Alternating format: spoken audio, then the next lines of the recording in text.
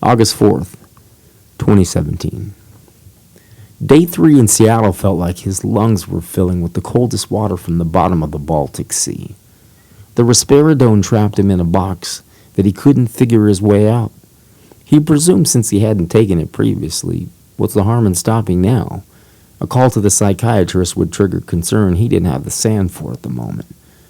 What rattled him the most was he was the closest he'd been to Jenna in forever, and here he is, locked in a hotel room reading the Bible. The book was somehow reaching a place he hadn't ventured before, so he dove in head first. The few pages he read were more insightful than he expected. He could still see right through the riddles and obvious mindfuck it was putting in the masses.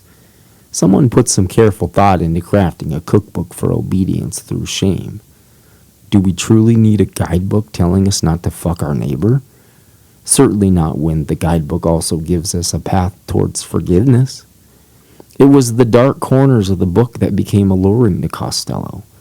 The passages clearly misinterpreted by neo-Christians who packed their Bibles alongside their war machines defending the privileged, setting up Calvary to intimidate the oppressed, and filling their ministries with no vacancies for the tired, hungry, and the huddled masses. Costello always looked in the mirror and saw Aaron Eldridge. Simple New Hampshire boy from a complicated household who found himself in love with cycling and horse race enthusiasts 3 generations separated from him. No one ever pointed at him and spoke about empathy, kinship, equality, or communion. He knew he believed in their merits, but he never had a voice. Suppose his simpleton parents got half the job done by washing away any potential evil. They just forgot to give him the mettle to stand up for any of his notions. Was now really the time for this epiphany? All he could think was thank God he wasn't one of the virtue-signaling Twitter militants because he's suddenly locked and loaded with some candor bombs. At 12:30 p.m., Costello's phone vibrates, setting off a bone-chilling buzz he wasn't prepared to receive.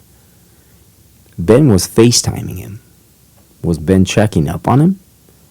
Costello stared at the screen and threw caution at the wind. He pressed accept, and there sat Ben at a bar top in the Arts District with a random girl. Ben paused and asked Costello why he was in his hotel room. Costello immediately picked up the "this was a casual contact" vibe versus "why aren't you at the expo" vibe. He stammered, I left without my meds this morning. Ben accepted that without question and explained his reason for calling.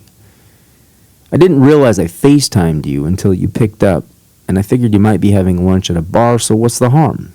Are you okay? Costello quickly shifted the narrative back to Ben to avoid any further inquisition about being in his hotel room. All good up north, Ben. So what's the call about? Are you grooming my replacement? Costello's eyes averted to Ben's company. Ben went on to ensure Costello's job was beyond secure. In fact, he was letting him know he'd added a new contract, this location in Arts District. Costello caught his left hand trembling, so he laced up his company man boots and thanked Ben, making sure to ask for an email with all the details and who to contact. Ben apologized for the virtual intrusion and swore off any future misdials. The young woman with Ben got off a quick, "Bye, Aaron," before the call disconnected. Costello's pilgrimage through his ego and self-doubt was railroaded by this call. He tossed the Bible back in the bedside drawer and pulled the cork on some extra añejo. There will be plenty of time to figure himself out later. He had no clue when, but right now, he simply trusted the time would come. Costello was quite au courant about recognizing when he's learning about himself and putting a pin in it for a later date.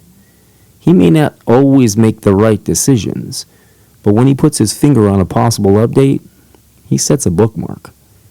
The bottle of extra añejo was a gift called in from Ben for Costello to collect upon arrival. It was almost as if Ben was quietly acting as the devil.